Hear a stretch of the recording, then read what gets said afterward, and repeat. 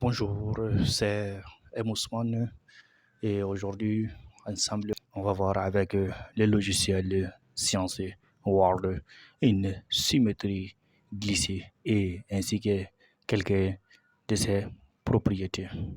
En définition, on appelle symétrie glissée ou symétrie glissante d'axe, une droite D et des directions, un vecteur que nous pourrons appeler vecteur AB, la composée d'une symétrie orthogonale d'axe D et d'une translation de vecteur AB parallèle à l'axe D, ou vice-versa, c'est-à-dire où la composée d'une translation de vecteur AB parallèle à l'axe D est d'une symétrie orthogonale d'axe D.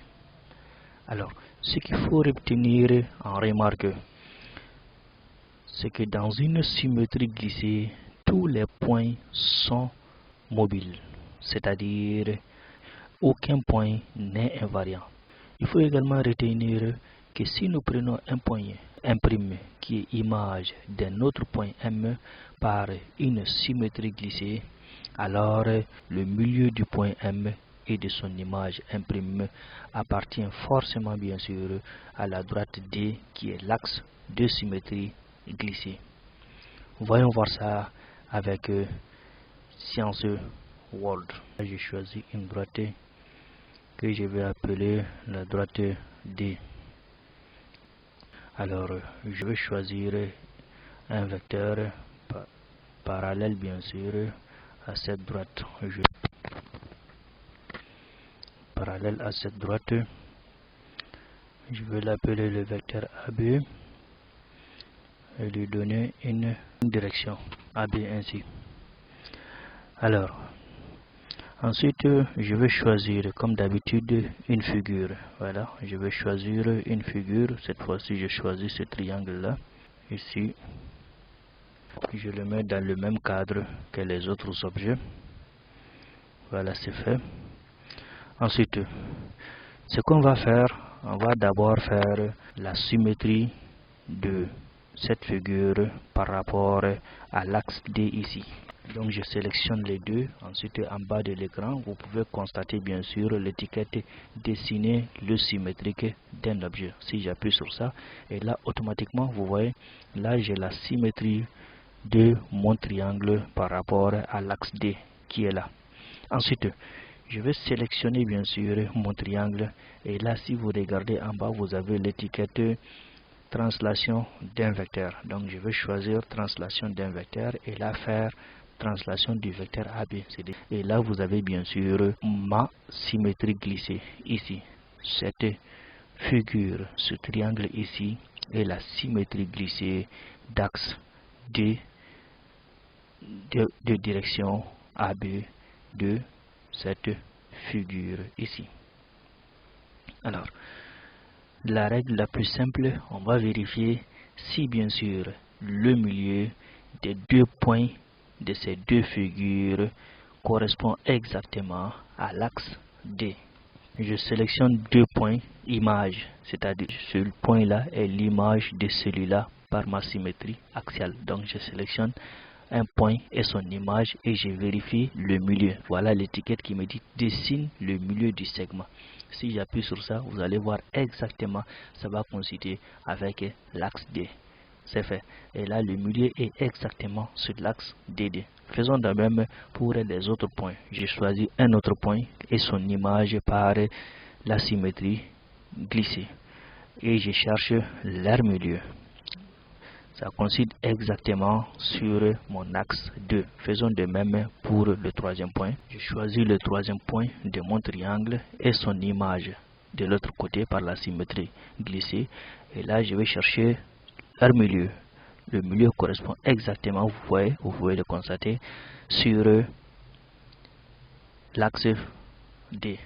Maintenant, essayons de voir la commutativité, c'est-à-dire au lieu de faire la symétrie orthogonale par rapport à D, ensuite faire une translation du vecteur AB. Cette fois-ci, je veux faire d'abord une translation du vecteur AD. Voilà, je choisis ma figure et en bas vous avez l'étiquette translation. Donc je fais translation du vecteur AB d'abord. Là c'est fait.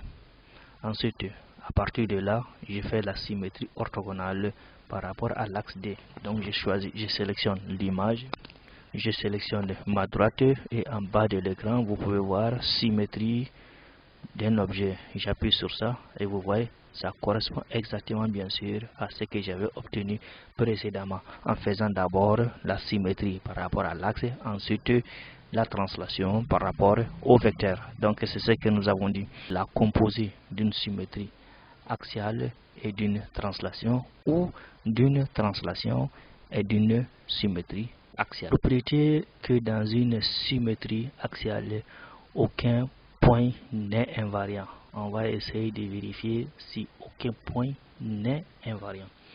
Alors, ce que nous savons d'abord de points invariants dans une symétrie orthogonale d'abord, c'est que tous les points d'une symétrie orthogonale sont variants, sauf les points appartenant à l'axe de symétrie elle-même. Donc je vais choisir un point sur l'axe de symétrie comme ce point que nous avons déjà obtenu en faisant le milieu bien sûr du point et de son image. Je vais l'appeler un point B par exemple. Voilà, je vais l'appeler B. Voilà, donc nous savons que ce point B, si j'essaye de faire son image par la symétrie axiale d'axe D ici, son image correspond à lui-même. Vous voyez, son image correspond à lui-même. Donc ce point est invariant par rapport à la symétrie axiale. Maintenant, il reste à faire son image par rapport au vecteur AB. Et si je fais son image par rapport au vecteur AB, là je vais avoir un autre point ici. Vous voyez, là j'ai l'image. Là j'ai l'image de mon point B là par j'ai l'image de mon point B ici par la translation du vecteur AB. Mais pas quand même invariant, c'est bel et bien mobile. Donc dans une symétrie axiale, tout point est mobile. Aucun point n'est invariant. Merci d'avoir suivi cette petite vidéo avec nous. Et si ça vous a plu, partagez. Partagez bien sûr, partagez pour que le maximum de gens puissent être touchés par ces notions. Et si vous avez besoin d'autres types de ces vidéos, vous pouvez vous rendre sur mon compte TikTok Mousman ou également sur YouTube en cherchant Learning 6.5. Merci et à la prochaine pour une autre vidéo de Learning 6.5.